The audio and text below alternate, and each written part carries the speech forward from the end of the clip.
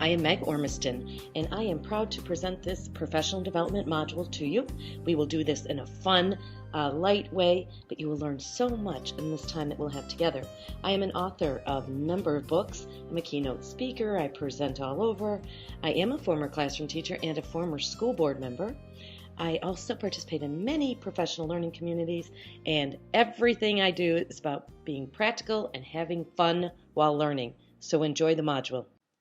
Creating a personal learning network using Twitter. Now, many people have heard things about Twitter and how the celebrities are using it to talk about what they're buying and how people talk about taking their dog for a walk and things like that. That's not how I use Twitter. What I want to talk about today in this module is how I use Twitter for personal professional growth and for my personal learning network. Sometimes I call it the personal learning network. Some people call it a personal learning community. I will tell you that Twitter is my number one source of personal professional development, and I'm going to teach you all about how I use it that way. So here it is, Twitter. The people at Twitter made the Twitter platform, and what they did is they made this very simplistic platform that said, go ahead, say anything you have to do in 140 characters or fewer. And when they did that, then groups of people came to the platform and tested it out to see if it would work. The first time that somebody talked about Twitter, I thought, are you crazy? Who has time to Twitter? Well, 3 years later, I don't have time not to Twitter. And that's what I want to teach you about. It is not just the Twitter platform. What the Twitter platform has done is has brought us together in a way that really wasn't possible before some of these other tools. Now, some people use Facebook and some people use some other things. For me, Twitter works, and I think it has a lot to do with that limit of 140 characters. And so I'm going to take you in and show you around and give you some ideas on how I use it. Now, didn't start out with 2,345 followers. That took a long time to establish. But these people I look to as my research and development team. I look to these people to help me stay current every single day. Now, I'm not going to kid you and say that I'll go home and read all these tweets. I don't. But I do look for themes or ideas, kind of a little bit more global. Things like, did you see the report that came out on bullying? Did you see this? And it really helps me put things on my radar screen for me to go and check. Now, we'll just look at this is just a screenshot of one moment of Twitter, and it constantly refreshes all the time, and it's an ever-changing experience. But the first one, cute fall phonics activity. Okay, I don't need it. But if I was teaching one, I don't need it this week. But if I was teaching one of my sessions on reading and technology, that might be just perfect. And so you can see that person, what she did is put that in there, and then here's a link if you would like it.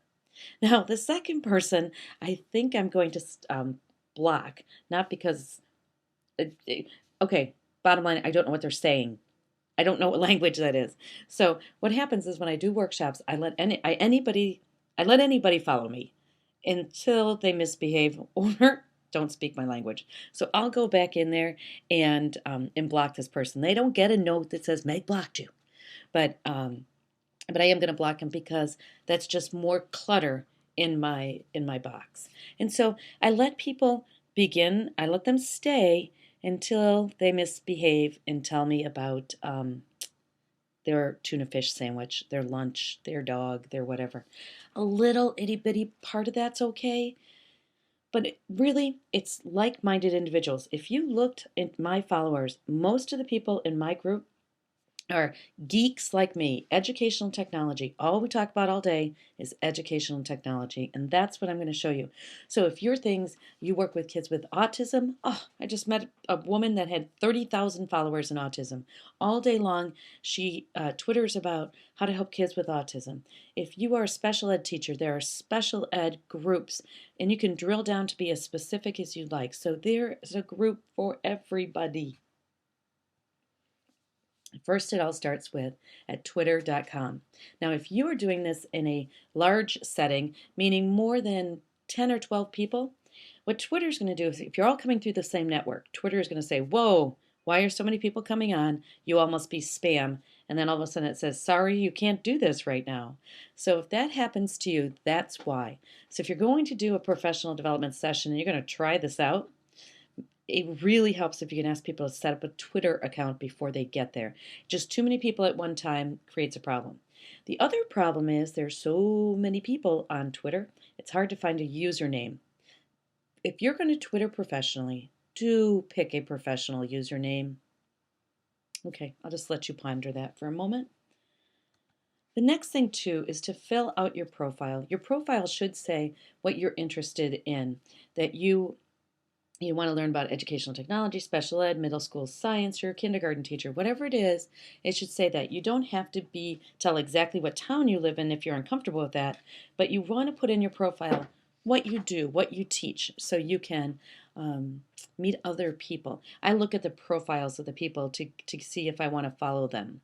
I guess I didn't look very close at the one in another language. So, but fill out your bio, or your profile, excuse me. All right, if you need a picture and you don't have one, you don't want to look like a newbie and keep the little picture that they give you. One of my favorite places is to make a quick little graphic is imagechef.com. And when you jump over to Image Chef, wait, first of all, Image Chef is not to be used with kids. It has inappropriate images, not really inappropriate, some tattoos and some, you can write your name in somebody's shaved head. But it's really not for kids, it's for you. So let's look at the candy hearts. What you do is you go into Image Chef, you go to the one with candy hearts, you type in what you would like on your candy heart, and then it generates that for you, and you can then right click and save the graphic, and then upload it to your profile. So this is kind of a quick way to get a picture, because you don't want to look like a newbie with the picture they gave you. Okay, now how do you find people? You're in Twitter, you got your picture, you got your profile, and you're twittering by yourself. Not a lot of fun. You got to go find some tweeple, everybody. You can start with me. I accept everybody until you misbehave. And my username is Meg, ORMI. So at the top of your Twitter, it says find people, and you're going to look for Meg, ORMI. And request to follow. We're not going to be immediately connected. Every couple of days I go in and accept followers. And so when I accept my next batch, we'll be then connected, and then you'll see all my tweets and I'll see your tweets. So we are tweeting together now.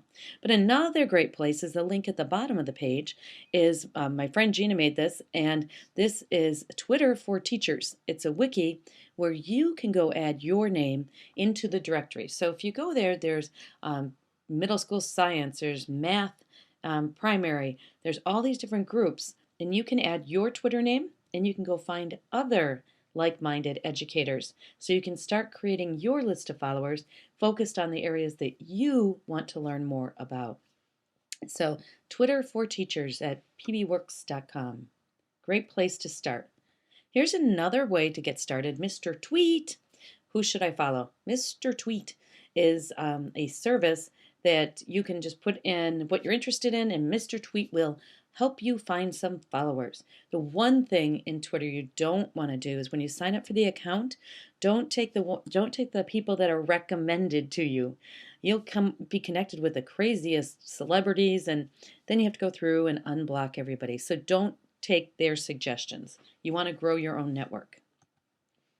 Now, I don't know, I give back to my network and I take from my network. And so I wasn't doing a session, and somebody said, how do I do this without Photoshop? Well, I knew how to do it with Photoshop, but I'm like, I don't know. So I posted it out to the Twitter network. There's 2,300 people. Now that we know they're not all on, but 2,300 chances that somebody will help me out. Immediately, right in front of my class, immediately came back, try this, try this, try this. We had about 8 to 10 within a few minutes of online sites that would do exactly what this teacher wanted to do. So you give to your network and you can take from your network. Now, when a lot of people start Twittering, is they start by lurking, is what I call it. And they lurk and they try to figure it out. That's okay. It takes a while to figure it, like the culture of Twitter.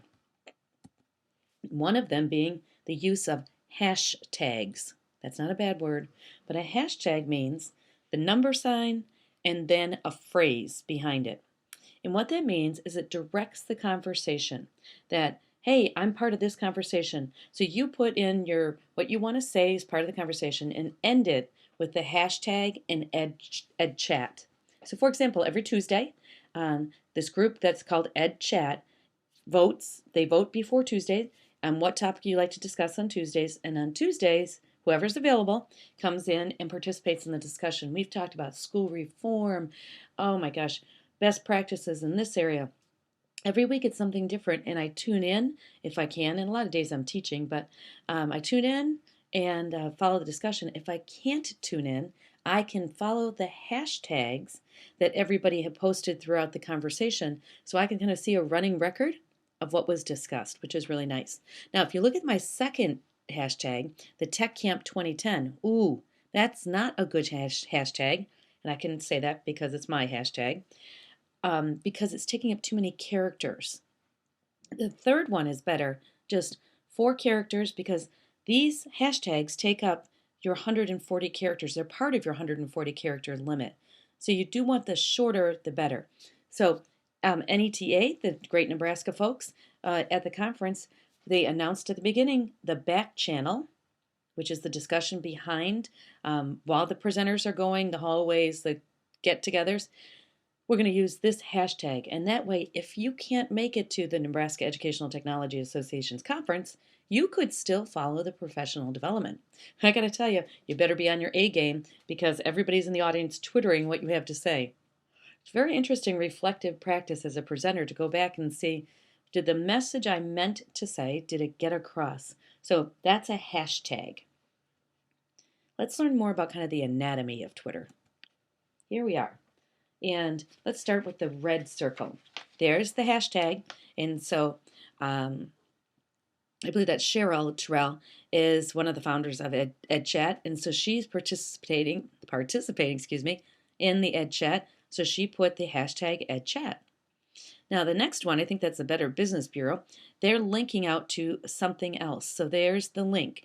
What Twitter does is it automatically puts it into that tiny URL format. And then you can click on that and go out. It automatically does that. It didn't used to, but now it does. It does that so you have fewer characters, so your message you can say more. Jump down, our principals are twittering here. And in the green, that's my friend Dave in Paris, Illinois. And he is going back at the other, the BHS principal. Now, meaning, do you see where Dave used the at sign? So they're having a conversation back and forth between each other, but they're also keeping it on the timeline for other people to see. So, and they did that because you can see their hashtag is at CP chat, whatever that may be. And so that's kind of how we do it. Now, once you get into the Twitter, you don't want to stay really on twitter.com. It's really hard to manage multiple things going on. So don't get overwhelmed with this next screen, but let me show you how I use a piece of software called TweetDeck. Now, TweetDeck, what you can do is you can sort different areas of your life. Let's start on the far right, move over. There is the EdChat. You can see the hashtag EdChat. So I couldn't make it to this one, so I'm kind of following it on Twitter. So I have a column for EdChat. Now, when I'm done reading those, I'll probably close that column, and next time if I want to participate in the special ed chat, then I might have another chat going on here. If I'm presenting at a conference, I usually have that back channel going so I can see what's going on. Now, moving back to the left, there are the direct messages. These are the messages that only go from one tweeple to the other tweeple. It doesn't go out on the public timeline. This is, let's say you're going to a conference and we want to meet for lunch and, we're trying to set a time or, exchange cell phone numbers. That's where you would do it with a direct message, almost kind of like more closer aligned than an email. Okay, now going to the left, the mentions column. This is not an ego thing. This is people that have used the at Meg ORMI, so I know that they're talking back to me. It's almost like returning an email. It's like, okay, I better tune in. These people are talking about me or saying something or whatever. Like if I'm the one presenting, it will say something along, somebody will tweet, oh, I'm in a session with at Meg ORMI, having fun or whatever it is. So that's what the mentions is for. It's not just for an ego thing. It's to really kind of keep up with everybody. And then on the left column, it's a little cut off. But these are the people I follow. This isn't that public timeline with Ashton telling me where he is and Paris Hilton telling me what to buy. That I don't even follow. These are my folks. This is all my 2,300 followers and what's going on and what they're saying. So that's the one I kind of triage, I kind of glance through. And this is how I manage my Twitter. I couldn't do Twitter from twitter.com. I actually only go back to twitter.com to accept new tweeple. So if you follow me, I'll go back and then we'll be connected. That's called TweetDeck, piece of software that you have to install. And so if you can't install software at school, might be a problem. Okay, historical tweets. This is a website that, you know what, we all deserve to laugh and have a good time. So go laugh and have a good time. What it is this great website. They just published a book. I want to get the book. But this is sample tweets if they were from history. So you always have to start with the title, read these. Pre-tweet, Michelangelo's advice for young artists. And then look at the box. Now they go out and find a cute picture, and then they put a box over it. Advice for young artists. Visit the site before quoting a price for a simple ceiling paint job. Where'd it come from? This is Tween Cheppel and Artie Michelangelo. That might have been his Twitter name. So these are just fun, but it's really hard to be concise in 140 characters or less. This would make a great writing assignment with students. Well, even Lincoln needs help sometimes, so Lincoln asked Twitter followers for speech writing help. Anyone got a more creative way of saying 87 years? That's from Honest Abe. But here's my favorite one that's out there right now. Lewis and Clark discover Google Maps. Duh! Clark, have you seen this? Link to Google Maps. Ugh! Last 6 months wasted. You know what? We have to have a laugh every once in a while. So that's just an overview of how I use Twitter. I still attend conferences. I still network in different ways. But this keeps me connected. This keeps me current. And it really is an unusual way to use the Twitter platform.